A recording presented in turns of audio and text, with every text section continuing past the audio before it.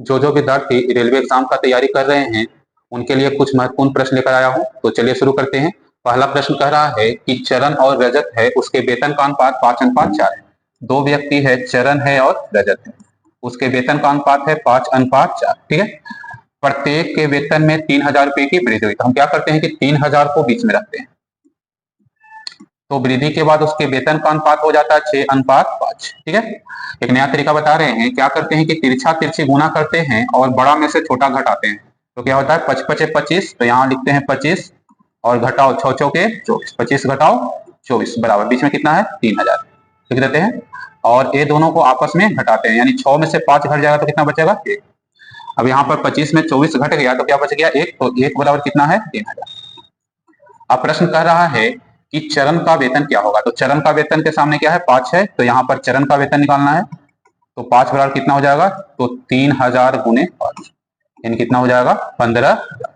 यानी चरण का वेतन कितना रुपया हो जाएगा, तो चरण का वेतन 15,000 रुपया हो जाएगा, यानी ऑप्शन ए। ठीक है। अब हम लोग अगला प्रश्न देखते हैं। अगला प्रश्न कह रहा है कि किसी शहर की जनसंख्या 70,000 है और पहले वर्ष जनसंख्या में 10% की वृद्धि हुई और दूसरे वर्ष जनसंख्या में 20% की वृद्धि हुई, तो 2 वर्षों के बाद उस शहर की जनसंख्या क्या होगी। ठीक है। अब पहला वर्ष 10% की वृद्धि हो रहा है, ठीक है ना, और दूसरा वर्ष 20% की वृद्धि हो रहा है, यानी और पहला वर्ष 10% की वृद्धि हो रहा था तो उस पर भी तो 20% का वृद्धि होगा। तो क्या होगा 10 गुने 20/100, यानी 10% का 20% कितना 2% आएगा। तो इधर हो जाएगा 30% और 2% और बढ़ गया, यानी टोटल कितना वृद्धि हो जाएगा, तो टोटल 32% का वृद्धि हो जाएगा। और पहले जनसंख्या 70,000 था तो 2 वर्ष बाद 32% ज्यादा होगा, यानी 2 वर्ष बाद जनसंख्या कितना हो जाएगा, तो 70,000 गुने 132/100। ठीक है, इसको कर दीजिए तो कितना हो जाएगा 92,400, यानी 2 वर्ष बाद जनसंख्या कितनी हो जाएगी, तो 92,400, यानी ऑप्शन। ठीक है। दूसरा प्रश्न हो गया। अब हम लोग तीसरा प्रश्न देखते हैं। तीसरा प्रश्न चुनाव से संबंधित है। क्वेश्चन कह रहा है कि एक चुनाव में 10% मत अवैध घोषित होते हैं। ठीक है। तो मान लिया जाए कि 100 मत डाले जाते हैं, मान लिया जाए कि 100 मत डाले जाता है, जिसमें 10% मत यानी 100 मत में 10 मत होता है बोगस यानी अवैध। ठीक है। अब उसमें से वैध मत कितना होगा, तो 100 में से 10 तो अवैध हो गया, तो वैध कितना होगा 90। कोई दिक्कत। अब आगे क्वेश्चन कह रहा है कि जो प्रत्याशी पराजित हो रहा है, हार रहा है, वह वैध मतों का 40% प्राप्त करता है, यानी 90 का 40% प्राप्त कर रहा है कौन, जो हार रहा है। तो जीतने वाला उम्मीदवार जो है इस वैध मतों का 60% प्राप्त करेगा, हारने वाला 40% प्राप्त कर रहा है, तो जीतने वाला क्या प्राप्त करेगा 60%। तो क्वेश्चन कह रहा है कि विजय उम्मीदवार कुल मतों का यानी वैध मतों का 60% कितना होगा, तो 90 का 60/100, 9 छक्का 54, यानी जीतने वाला उम्मीदवार कुल मतों का कितना परसेंट मत प्राप्त करेगा, तो 54% मत प्राप्त करेगा, यानी ऑप्शन हो जाएगा बी। ठीक है, ऑप्शन कौन हो जाएगा। ठीक है। अब अगला प्रश्न देखते हैं। चौथा प्रश्न है। क्वेश्चन कह रहा है कि कार का मूल्य है जिसमें प्रत्येक वर्ष 10% की कमी हुई, यानी प्रत्येक वर्ष कार के मूल्य में 10% की कमी होती है, तो 4 वर्ष बाद कुल कितना परसेंट गिरावट आ जाएगा। ठीक है ना, यानी 4 वर्षों में कितना परसेंट मूल्य कम जाएगा। तो प्रत्येक वर्ष 10% कमी हो रहा है, हमको 4 वर्षों का कमी निकालना है। इसको लॉन्ग विधि से बनाइएगा तो बहुत लंबा चौड़ा जाएगा। हम क्या करते हैं कि सबसे पहले 2 वर्षों की कमी निकाल लेते हैं। ठीक है, तो -10 और माइनस माइनस प्लस होगा 10 गुने 10/100, यानी कितना हो जाएगा -20 और +1 यानी कितना हो जाएगा -19, यानी कार के मूल्य में प्रत्येक 2 वर्ष में 19% की कमी हुई। तो ये 2 वर्ष में 19% कम गया और ये 2 वर्ष में भी 19% कम गया। अगर ये दोनों का प्रतिशत कमी निकाल देंगे तो 4 वर्षों का प्रतिशत कमी आ जाएगा। तो अब यहाँ पर 4 वर्षों का कमी निकालते हैं तो क्या हो जाएगा -19 और माइनस माइनस प्लस, माइनस में प्लस 19 गुने 19 बटा क्या हो जाएगा 100, क्या हो जाएगा, तो 19 और 19 कितना हो जाएगा -38 और 19 का होल स्क्वायर होता है 361, तो 361 बटे कितना हो गया 100, यानी 3.61। अब 38 में 3.61 घटाते हैं तो कितना हो जाएगा -34.39, यानी 4 वर्षों में कार के मूल्य में 34.39 14.39% की क्या हो जाएगी, कमी हो जाएगी। यानी ऑप्शन यहाँ पर क्या दिया हुआ है, 14.39, ऑप्शन ए। ठीक है, अब अगला 5वां नंबर क्वेश्चन हम लोग देखते हैं। देखिए क्वेश्चन नंबर 5 है, कह रहा है कि 150 पृष्ठों वाली एक पुस्तक है, उसे लिखने के लिए कितने अंकों का प्रयोग करें। अब देखिएगा यहाँ पर 150 पन्ना है, तो इसमें 3 तरह के संख्या आएगा। सबसे पहले आएगा 1 अंक वाला संख्या, सबसे पहले आएगा 1 अंक वाला संख्या, यानी अगर 1 से 9 तक पन्ना को लिखेंगे तो सारे संख्या 1 अंक आएगा, यानी 9 संख्या ऐसे आएंगे जिसमें अंकों की संख्या 1 होगा, यानी टोटल कितना अंक हो जाएगा। पहला समझ में आया। दूसरा 2 अंक वाला संख्या, अब यहां पर अगर हम 10 से लेकर 99 तक गिनेंगे तो 90 ऐसे संख्याएं आएगी जिसमें अंकों की संख्या 2 है, यानी 90 संख्या में 2 अंक वाला है, यानी टोटल 180 अंक होगा। अब हमको कह रहा है कि 150 पन्ना है, तो अगला जो है 3 अंक वाला आएगा, यानी 3 अंक वाला कहां तक आएगा, 100 से लेकर 150 तक पूछ रहा है, 150, यानी यहां पर 51 संख्या ऐसा आएगा, यानी 51 पन्ना ऐसा आएगा जिसमें अंकों की संख्या कितनी होगी, 3 होगी, यानी टोटल कितना अंक हो जाएगा यहाँ पर, ठीक है, 153। कितना अंक हो जाएगा, 153। अब कर दीजिए, कितना हो जाएगा, 342, यानी टोटल अंकों की संख्या कितनी हो जाएगी, 342, ऑप्शन ए। ठीक है, अब अगला प्रश्न देखते हैं।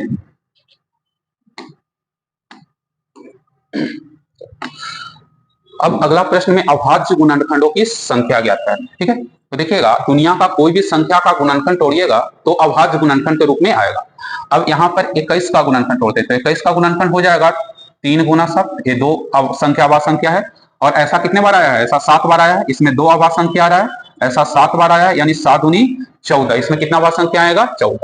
दूसरा है 22, इसको भी तोड़ेंगे तो हो जाएगा 2 गुने 11, इसमें भी 2 अभाज्य संख्याएं आ रही है, और ऐसा कितने बार आ रहा है, 8 बार हो रहा है, यानी इसमें टोटल अभाज्य संख्या कितना हो जाएगा, 8 दूनी 16। ठीक है, अब तीसरा होता है 23 तो खुद अभाज्य संख्या है। ठीक है, तो यहाँ पर केवल 23 लिखेंगे। बहुत सारा स्टूडेंट क्या करते हैं, 23 गुना 1 लिख देते हैं, तो गलत हो जाएगा क्योंकि एक अभाज्य संख्या नहीं है। तो यहाँ पर 23 यानी इसमें एक अभाज्य संख्या आएगा, और इसमें ऐसा कितना बार आ रहा है, ऐसा 9 बार आ रहा है, तो इसमें 9 से गुना देते हैं। ठीक है, अब कर दीजिए इसमें 7 दूनी 14 और प्लस 8 दूनी 16 और प्लस 9, 14 और 16 हो गया 30 और 9 39, यानी टोटल अभाज्य संख्याओं की संख्या कितनी हो जाएगी, तो 39 39, यानी ऑप्शन कौन हो जाएगा, ठीक है, कितना हो जाएगा 39, यानी ऑप्शन डी। चलिए अगला क्वेश्चन देखते हैं, 6वां नंबर क्वेश्चन है, और 7वां नंबर क्वेश्चन देखते हैं। देखिए 7वां नंबर क्वेश्चन है सिंप्लीफिकेशन से, इसमें यहाँ पर भाट दिया हुआ है, इसका मान निकालना। ठीक है, इसका बहुत आसान तरीका बता रहे हैं। यहाँ पर समय रूट अंडर है, तो अगर कोई भी चीज रूट अंडर में हो तो यहाँ पर 2 छिपा हुआ रहता है। क्या छिपा हुआ रहता है, 2। अब इसको बनाते हैं, लास्ट में मान दिया हुआ है 6, तो हम क्या करते हैं कि 6 का होल स्क्वायर करते हैं, कितना होता है 36। ठीक है, और यहाँ पर दिया हुआ है 31, तो इसमें 31 घटा देते हैं, तो कितना आ गया 5। फिर रूट अंडर है यहाँ पर, तो फिर से करते हैं 5 का होल स्क्वायर, यानी कितना हो गया 25, और यहाँ पर कितना दिया हुआ है 22, इसमें 22 घटाते हैं, क्या हो गया 3, और फिर यहाँ भी रूट अंडर दिया हुआ है, तो यहाँ पर 3 का होल स्क्वायर करते हैं, यानी कितना हो गया 9, और यहाँ पर कितना दिया हुआ है 5, तो इसमें 5 माइनस करेंगे तो कितना हो जाएगा 4। ठीक है, यहाँ भी रूट अंडर दिया हुआ है, इसका मान निकालना है, यानी यहाँ पर 4 का होल स्क्वायर करेंगे, यानी कितना हो जाएगा 16, कितना हो जाएगा 16, यानी इसका आंसर कितना हो जाएगा 16, यानी ऑप्शन सी, आंसर कितना हो जाएगा 16। ठीक है, ये क्वेश्चन नंबर 7वां है, आंसर कितना होगा 16। अब अगला प्रश्न देखते हैं। देखिए ये सब सारे क्वेश्चन जो है रेलवे परीक्षा में पूछा हुआ है, जैसे आरआरबी भोपाल गुड्स कार्ड परीक्षा में पूछा हुआ है, तो चलिए इस प्रश्न को हल करते हैं।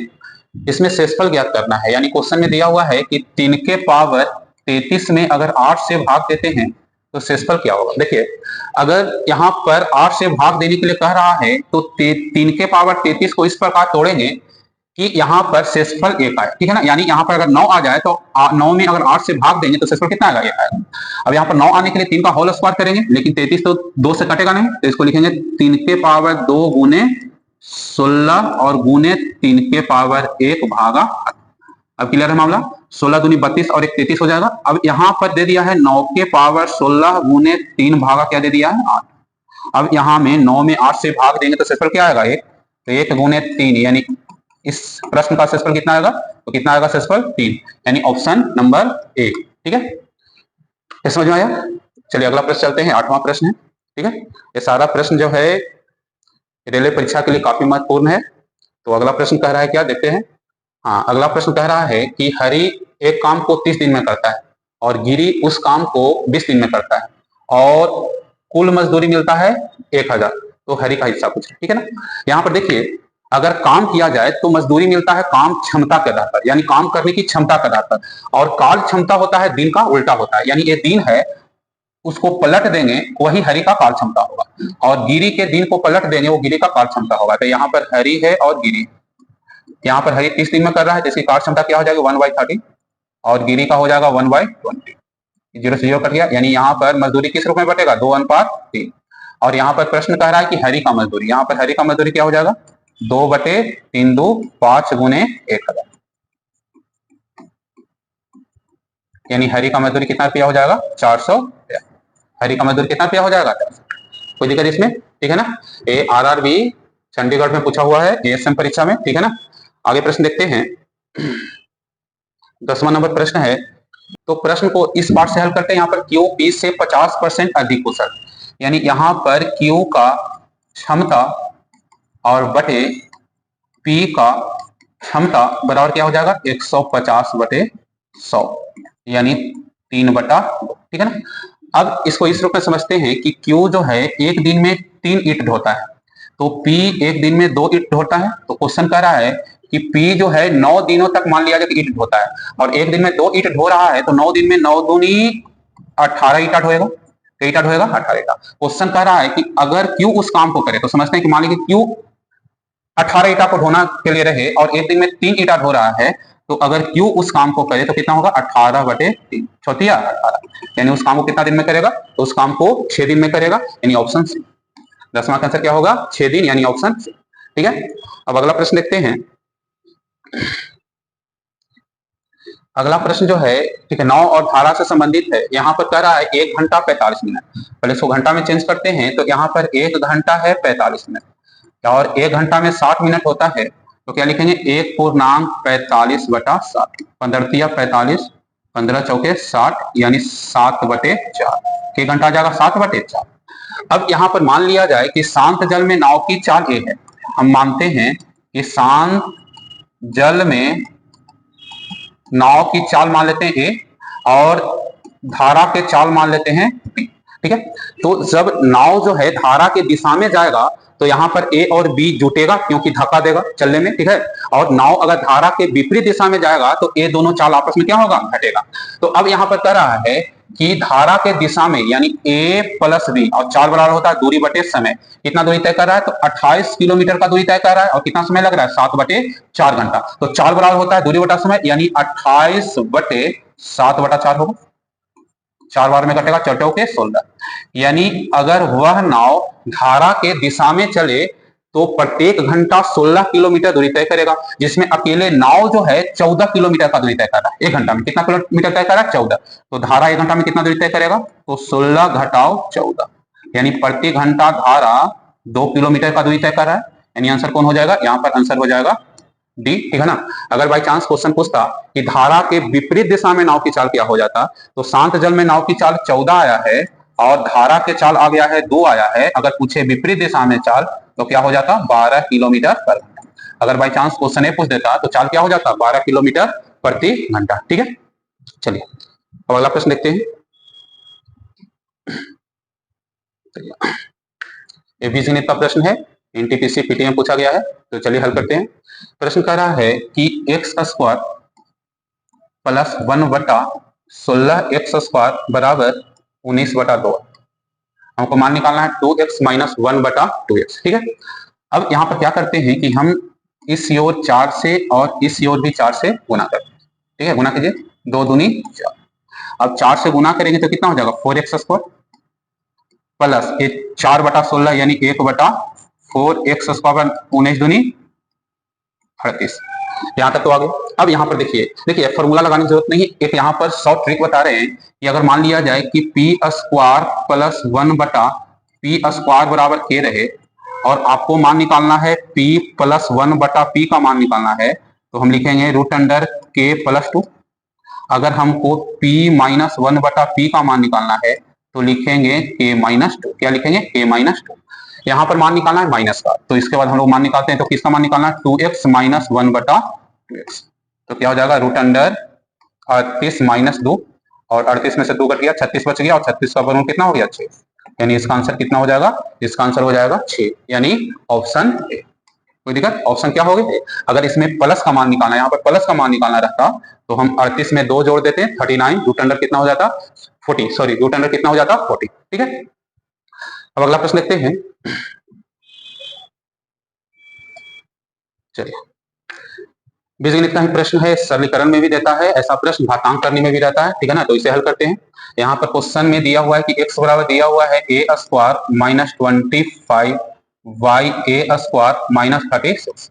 इसको तोड़ेंगे, ए स्क्वायर माइनस बी स्क्वायर का फॉर्मूला पर ए माइनस बी इंटू ए प्लस बी, तो इसको क्या लिखेंगे, ए माइनस 5 और बटे ए प्लस 5, नीचे क्या हो जाएगा ए माइनस 6 और बटे ए प्लस। अब यहाँ पे प्रश्न का दूसरा पार्ट देखते हैं, तो a माइनस 5 बटे ए माइनस 6 बराबर एक्स बटे वाई दिया हुआ है, तो इसको लिख दीजिए। तो एक्स बराबर क्या हो गया, एक्स बटे वाई इंटू ए प्लस 5 बटा ए प्लस, ठीक है, एक्स और एक्स कट गया, तो वाई बराबर क्या हो जाएगा, ए प्लस 5 और बटे ए प्लस 6, क्या हो जाएगा ए प्लस 5 बटा ए प्लस 6, ठीक है, ए प्लस 5 बटा ए प्लस 6, यानी ऑप्शन, ठीक है। ये क्वेश्चन नंबर 13 हो गया। चलिए अगला क्वेश्चन देखते हैं। क्वेश्चन दिया हुआ है कि दिया गया समीकरण में x का मान निकालना है, घातांक करने का प्रश्न है, रांची एएसएम परीक्षा में पूछा गया है। तो चलिए इस प्रश्न को हल करते हैं। यहाँ पर हम लोग जानते हैं कि 1 के पावर m प्लस n बराबर होता है 1 के पावर m गुना 1 के पावर n, और 1 के पावर m माइनस n बराबर होता है 1 के पावर m बट्टा 1 के पावर n, ठीक है। अब इस प्रश्न को हल करते हैं। इसमें अगर पहला पार्ट को लिखेंगे तो क्या लिखेंगे, 5 के पावर x गुने 5, और दूसरे में 5 के पावर x और बटे 5 बराबर कितना 24। अब 5 के पावर x कॉमन कर लेंगे तो कितना हो जाएगा, यहाँ पर 5 घटाओ 1 बटे 5 बराबर कितना हो जाएगा 24, और 5 25 में 1 घट गया 24, यानी 5 के पावर x और गुने 24 बटे 5 बराबर क्या हो जाएगा 24। अब यहाँ पर कट जाएगा, 5 इधर आ जाएगा, तो क्या हो जाएगा 5 के पावर x बराबर 5 के पावर 1 हो जाएगा, तो x का मान क्या हो जाएगा, तो x का मान क्या हो जाएगा 1, आंसर क्या हो जाएगा, तो आंसर हो जाएगा, ठीक है। 14 नंबर क्वेश्चन था। चलिए अगला क्वेश्चन देखते हैं। अगला प्रश्न कह रहा है कि रूट अंडर 1 प्लस एक्स बटे 144 बराबर 13 बटे 12 हो, तो एक्स का मान क्या हो, ठीक है। इसको स्क्वायर करके बनाते हैं, लेकिन एक चीज आप ध्यान में रखिए, कि अगर प्रश्न दिया हुआ है कि a प्लस एक्स बटा बी स्क्वायर बराबर a बटा बी दिया हुआ है, और हमको एक्स का मान निकालना है, तो डायरेक्ट हल कीजिए, ए स्क्वायर माइनस बी स्क्वायर, क्या हो जाएगा ए स्क्वायर माइनस बी स्क्वायर। तो इस प्रश्न पर आते हैं, इसमें x का मान निकालना है, तो एक्स स्क्वायर हो जाएगा 13 का होल स्क्वायर घटाओ 12 का, और 13 का होल स्क्वायर होता है 169 और 144, यानी आंसर क्या हो जाएगा 25। इसका आंसर क्या हो जाएगा 25, ठीक है, यानी ऑप्शन कौन हो जाएगा, ऑप्शन कौन हो जाएगा। चलिए अगला प्रश्न देखते हैं। देखिए ट्रिगो का प्रश्न यहाँ पर दिया हुआ है कि 3 tan थीटा, और क्या दिया हुआ है, 3 tan थीटा क्या दिया हुआ है 2, और प्रश्न में साइन और कॉस के रूप में, बहुत आसान तरीका से बनाएंगे। तो यहाँ पर tan थीटा बराबर लिख सकते हैं 2/3, और tan थीटा बराबर होता है साइन थीटा बटे कॉस थीटा बराबर क्या हो जाएगा 2/3।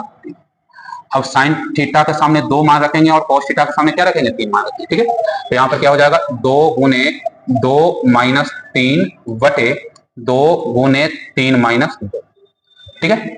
अब क्या 2 दूनी 4 में से 3 घट गया 1, और 3 दूनी 6 में 2 घट गया 4, यानी आंसर कितना हो जाएगा 1/4। आंसर कितना हो जाएगा 1/4, यानी ऑप्शन सी कितना हो जाएगा 1/4, ठीक है। देखिए अगला प्रश्न देखते हैं। ये भी ट्रिगो का प्रश्न है, ठीक है, ये गलती से लिखा गया है, आरपीएफ में क्वेश्चन पूछा हुआ है, ठीक है ना। यहाँ पर साइन ए प्लस साइन स्क्वायर ए बराबर 1 दिया हुआ है, क्या क्वेश्चन है, साइन ए प्लस साइन स्क्वायर ए बराबर क्या दिया हुआ है 1, हमको cos स्क्वायर ए प्लस cos 4a का मान निकालना है, ठीक है ना। अब हम साइन स्क्वायर ए को इस ओर ले जाते हैं, तो क्या हो गया साइन ए बराबर 1 माइनस साइन स्क्वायर, यानी क्या हो जाएगा cos स्क्वायर ए, ठीक है। यानी हम जहां cos स्क्वायर ए है वहां पर साइन ए मान रखकर देखते हैं। तो यहाँ पर क्वेश्चन दे दिया है कि cos स्क्वायर ए प्लस cos 4a, यहाँ पर क्या रखेंगे साइन ए और प्लस साइन स्क्वायर ए। अब आपको दिखाई दे रहा होगा इसका मान कितना दिया हुआ है, इसका मान 1 दिया हुआ है, इसका आंसर क्या हो जाएगा, इसका आंसर 1, यानी ऑप्शन सी हो जाएगा, ठीक है। ये क्वेश्चन नंबर है 17, ठीक है ना। अब अगला क्वेश्चन देखते हैं। देखिए क्वेश्चन कह रहा है कि 7x प्लस 5 डिग्री और x प्लस 5 डिग्री पूरक कोण है, यानी पूरक कोण का योगफल होता है 90 डिग्री, यानी जब दो कोण 90 डिग्री का हो तो क्या होता है, एक दूसरे का पूरक होता है, ठीक है ना। अब यहाँ पर दो कोणों का योगफल 90 डिग्री, यानी यहाँ पर 7x प्लस 5 और प्लस x प्लस 5 पर क्या लेंगे, 90 डिग्री लेंगे। यहाँ पर क्या हो जाएगा 8x और प्लस 10 बराबर 90, कोई दिक्कत, यहाँ पर घट जाएगा तो 8x बार कितना हो जाएगा, तो 80, तो x बार कितना हो जाएगा 10 डिग्री 10 डिग्री, यानी x का मान कितना हो जाएगा 10, ऑप्शन ए, ठीक है ना।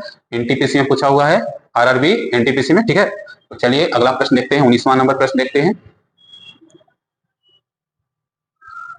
अब देखिए ज्योमेट्री का प्रश्न है, इसमें एक नियम को याद रखिए। तो उसी नियम पर एक क्वेश्चन बना हुआ है कि मान लिया जाए कि कोई त्रिभुज है और जिसका एक भुजा आपस में बढ़ाया गया है, ठीक है ना।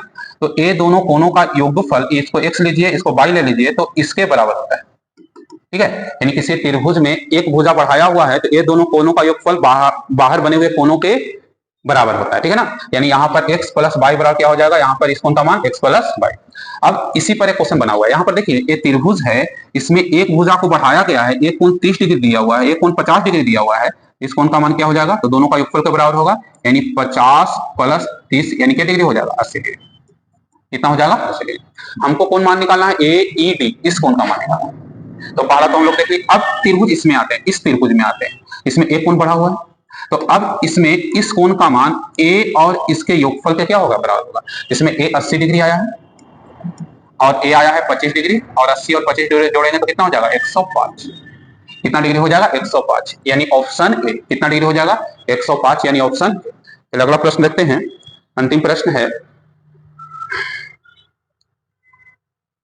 20वां नंबर क्वेश्चन है। क्वेश्चन पूछा हुआ है, आरआरबी पटना एनटीपीसी से पूछा हुआ है। तो चलिए इस प्रश्न को हल करते हैं। क्वेश्चन कह रहा है कि एक बहुभुज है जिसमें 100 भुजाएं हैं, उसे कितने विकर्ण जा सकते हैं, ठीक है ना। इसमें भुजाओं में विकर्णों की संख्या क्या हो। अब यहाँ पर विकर्ण बराबर, अगर भुजाओं की संख्या n हो तो विकर्ण बराबर होता है n इंटू n माइनस 3/2। विकर्ण बराबर क्या होता है, n इंटू n माइनस 3/2। इसमें भुजाओं की संख्या 100 है तो क्या हो जाएगा, 100 इंटू 100 माइनस 3/2, यानी ये 50 है। तो 50 गुने कितना हो गया, 97। तो कितना हो गया, 50 गुने 97, 0, 7 पचे 35, 9 पचे 45, 46 47 48, यानी टोटल विकर्णों की संख्या हो जाएगा 4850, यानी ऑप्शन